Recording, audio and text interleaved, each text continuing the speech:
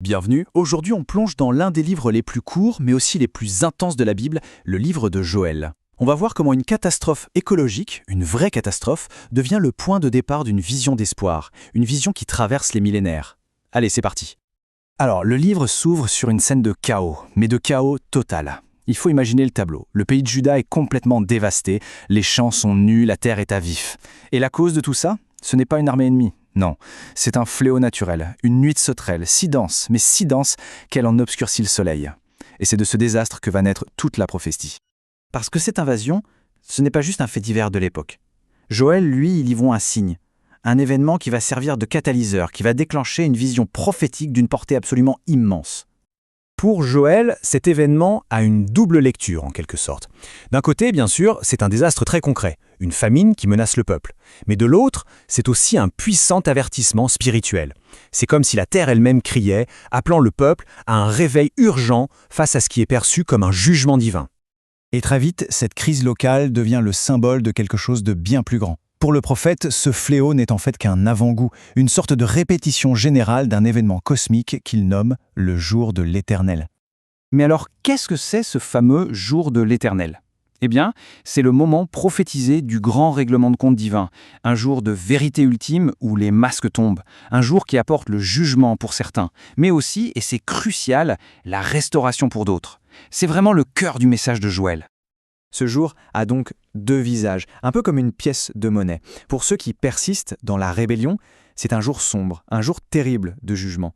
Mais pour ceux qui se tournent vers Dieu, qui invoquent son nom, ce même jour devient synonyme de salut, de délivrance, de refuge. La perspective change radicalement d'un camp à l'autre. Face à cette annonce de jugement, le livre ne laisse pas les gens dans l'impasse. Non, il y a un tournant, un appel à l'action. Et c'est vraiment au centre de cette troisième partie. La question se pose donc, et elle est essentielle, face à un tel avertissement, quelle est la bonne réponse ?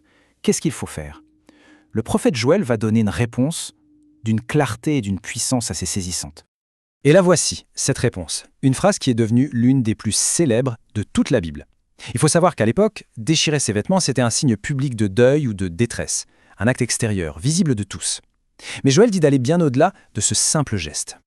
Le point crucial ici, c'est que Joël appelle à un changement qui soit sincère et qui vienne de l'intérieur, une véritable repentance du cœur. L'idée, ce n'est pas d'accomplir des rituels religieux juste pour la forme, pour les apparences, mais de se tourner vers Dieu de manière totalement authentique. C'est un appel à la sincérité absolue. Et c'est juste après cet appel à la sincérité que le livre opère un virage, mais alors un virage spectaculaire. L'atmosphère de jugement commence à s'effacer pour laisser la place à une promesse d'espérance d'une ampleur assez inouïe. Joël se met à annoncer une ère complètement nouvelle après le temps du jugement. Et le signe de ce renouveau, c'est quoi ? C'est que Dieu lui-même répandra son esprit. On ne parle plus d'une présence lointaine ou confinée dans le temple, mais d'une effusion directe et personnelle sur son peuple. Mais sur qui exactement cet esprit sera-t-il répandu ? C'est là que la prophétie devient absolument révolutionnaire pour son époque. Pas seulement sur les prêtres ou les prophètes, non, sur tout le monde.